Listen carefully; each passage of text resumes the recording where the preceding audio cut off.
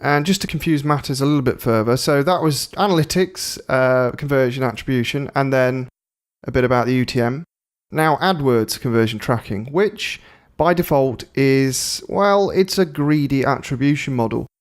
It's not a real model, by the way. There isn't a greedy attribution model in quotation marks. That's just its behavior.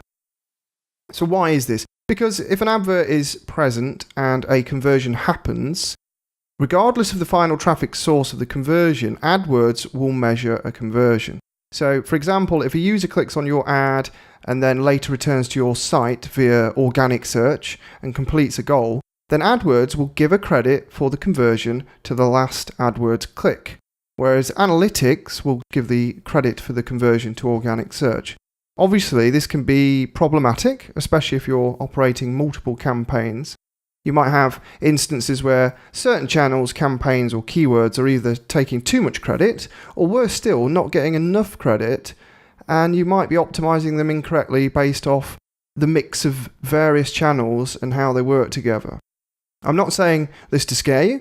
I want to make you aware and reinforce the importance of learning about the different attribution types. Thankfully, we can fix the whole GA and AdWords disagreement. I personally recommend setting your conversion tracking in Analytics and importing your conversion data to AdWords from Analytics.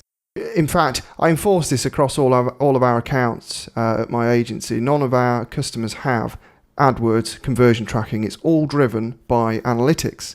This is both quicker, easier, and it irons out a few kinks in discrepancies. It's never going to be 100%, but it's a damn sight more accurate than independent AdWords, independent Analytics.